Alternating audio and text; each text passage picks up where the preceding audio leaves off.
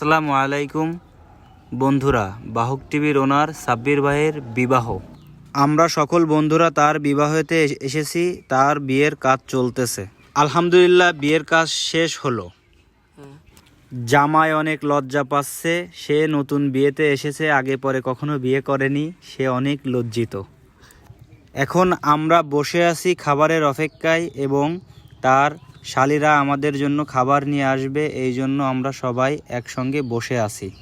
এখন ঘটক সাহেব তার নিজের কাজ করতেছে।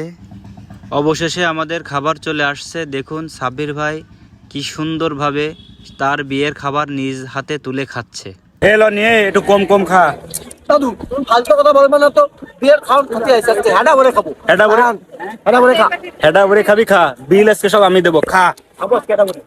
অবশেষে বিয়ের কাজ সম্পূর্ণ শেষ করে আমরা বাসায় চলে আসছি। সাব্বির ভাই সে তার বউকে নিয়ে অনেক খুশি, আমরাও ভাবিকে পেয়ে অনেক খুশি।